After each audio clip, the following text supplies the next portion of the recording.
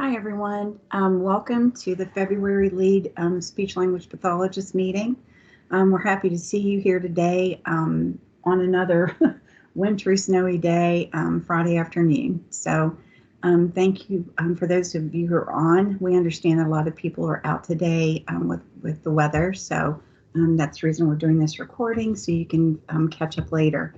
We're going to do the recording a little differently than we normally do. We are thankful to have Dr. Jayne Brandel from WVU with us this morning, and she's going to be, this afternoon, she is going to be doing an overview and reminding us about the services that are offered through the Salad Lab.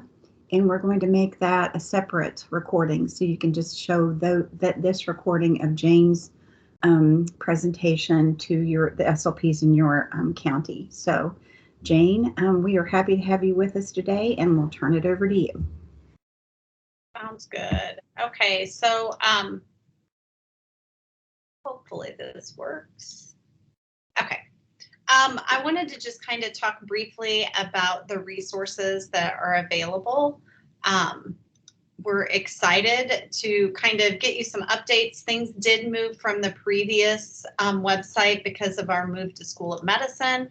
And so what I want to do is kind of talk about what's available in the transcription services, make sure that everybody knows how to work the new website, kind of refer you to some new resources that we have, and then also let everyone know that my hope is that Leanne will send out a survey probably in March to see if there's anything that you would like for us to consider and talk with the Department of Ed about that we could add to the library. The first thing that I wanted to remind everybody is that we do have the ability to transcribe your oral and written samples.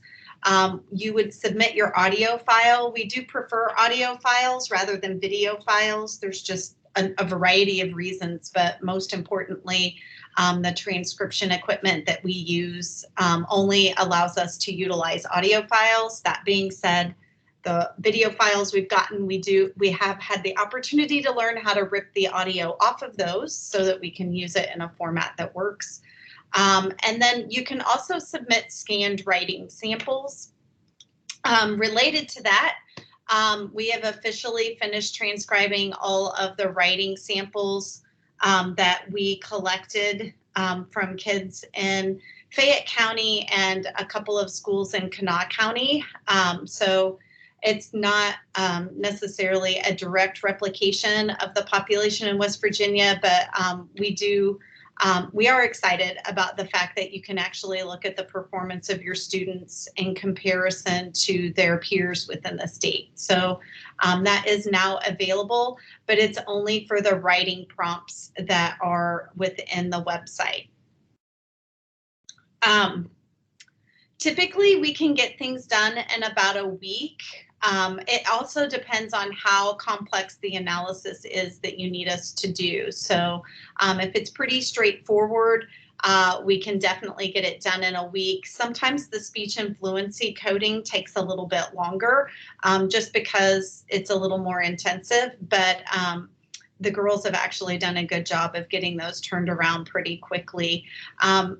For your sake, in the comments section, if you do need it by a specific time, that's always helpful for them to have that information when you're submitting your request, just because if they have the ability to make adjustments to prioritize things, that helps them to do that. So we did move, like I mentioned, if you weren't aware, our division just moved over to School of Medicine. And so with that, that meant that we have moved our website. The new URL is amazingly long, so I'm not even going to try and type it out for you. I will send this PowerPoint to Leanne so that the hyperlinks all still work. And that way you can bookmark the web pages from the PowerPoint itself. But the main page for the resource library is going to look like this. You can see it, right, Leanne? Yes, we can see it. Okay. Sorry, I always have this fear when I'm presenting online that what I see is not being seen. Understand. So there's a couple of hyperlinks within this page. The first one kind of takes you to a list of all the resources that are currently available. This works with hyperlinks within the Google or the PDF file that is here. So you could download it if you want, and it provides you descriptions of each item. And then if there's a website associated with it, a lot of times there's a hyperlink to that just so you can learn about that particular item. There's also the request form here in this hyperlink if you're wanting a material so that you can fill this out and we would then receive it. It comes to the lab webpage and the students know to fill the order. There's also a different link that you fill out if you want to request your language sample be transcribed. So just make sure that you select the correct WUFU document. And then you can also upload your audio file using the second link. And then this third one provides you access. Oh, apparently that one's broken. So now I know I need to fix it. But we will get that fixed to where you can go through and see what different samples that you can utilize so that you have materials, and it has prompts as well as videos that you can access on how to do them. So all of that is available in there. There's also a link here that talks about which protocol you might want to use and how to record the samples. So there's a lot of information available. I'm not going to go through it in detail, but there are links to videos on how to elicit the samples. There's also links to how to do the sample with very specific instructions, much like a standardized test, so that we can compare it to different normative data. And so all of that is available for you as well. One of the other things that we've added to the website that we'll be adding is that we have also created a Google page. Unfortunately, because of some rules and regulations within School of Medicine, we can't do direct links to Google Drive folders. So we're getting creative on how we're going to do this. But in this particular Google page, I think if I can find my mouse. Oh, there it is. We're really excited about getting that. Well, where'd my Google Drive folder go?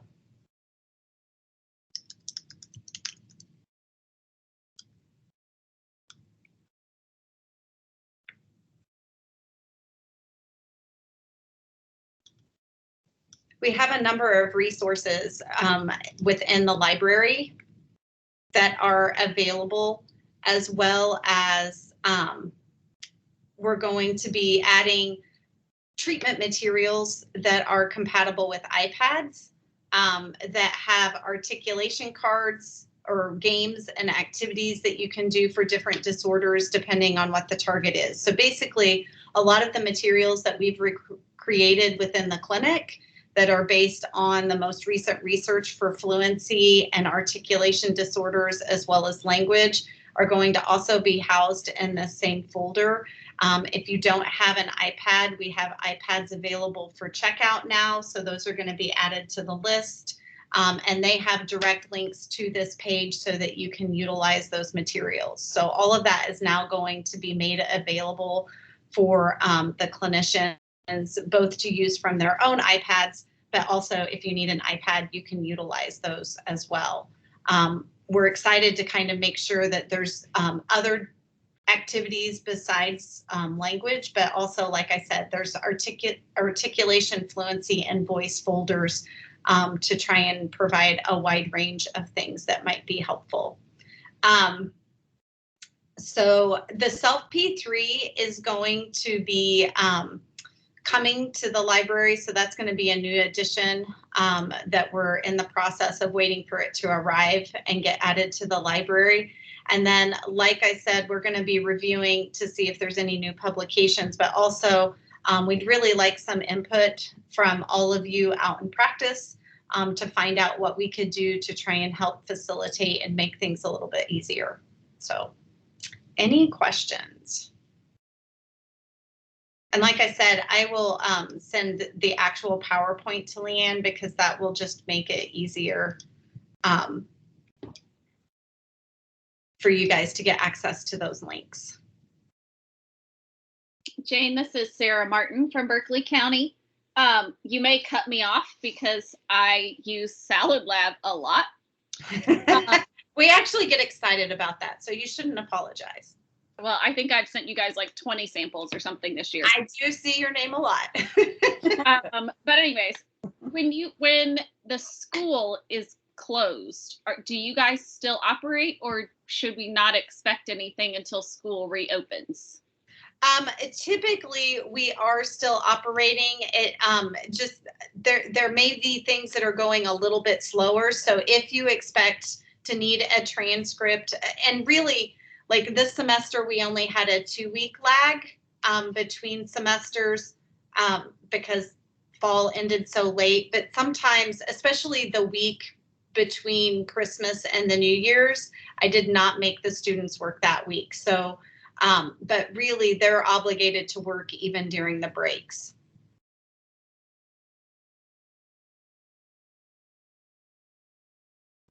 Sarah, I don't mean to put you on the spot, but since you have used the lab for like 20 transcriptions, can you explain to the rest of the group why? Because I know some of them have not had the opportunity yet, and I'd like for them to hear from somebody who's actually using it, how helpful or the information you get from the lab in the reports, how that helps you plan therapy. Oh my goodness. Well, first, it saves me a ton of time. So this year I am supervising 2 and soon to be 3 SLPAs. And so I'm having to do the testing for 3 caseloads. And I just, to sit down and transcribe language samples for that many kids was just going to be crazy. And so I just decided that as soon as I got permission back, I was going to sit down and record. I call it a fouet because that's what the name of the book is, The Froggy, Where Are You? Most of my kids are young. And so I was like, I'm just going to sit down and record that and go ahead and send it in. And then I should have it back even before I'm doing my testing.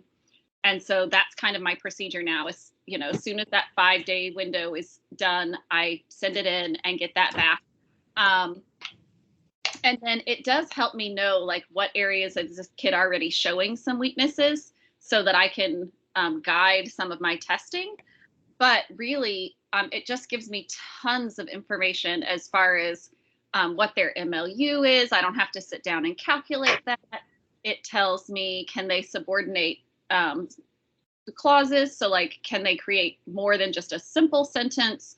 It tells me if they, I do wish it had a little more information about vocabulary usage and like if they used a lot of vague vocabulary, like thing and stuff. It tells you, because it's a narrative sample, you get the narrative piece of it, and they also tell you like which parts did they leave out, which parts did they have an easier time with versus a harder time with the narrative. And then it also tells you like all of the grammatical errors that they made in their sample so that you can look at, oh, they consistently used irregular past tense wrong, or they consistently used pronouns incorrectly.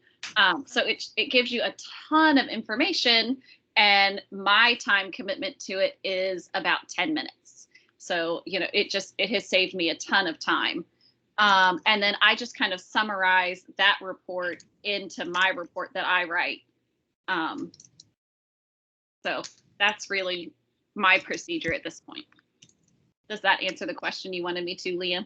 Yes, it does. Thank you so much. Because, you know, as we've talked about this and as we've gone over the proposed changes to the eligibility criteria, you know, we've talked about the fact that it will be, you know, it'll be one of the eligibility criteria that we have that you can choose when you're trying to determine whether or not the student is eligible for language therapy. And, so many times people have said, but I don't have time to do a language sample.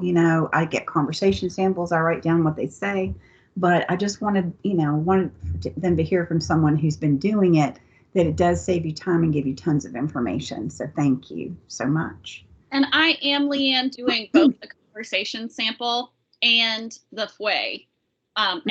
And I accomplished both of those pieces in that 10-minute time frame. So it's even with that, it's not like it takes that long. Great, thank you. Any other questions or suggestions for Jayne?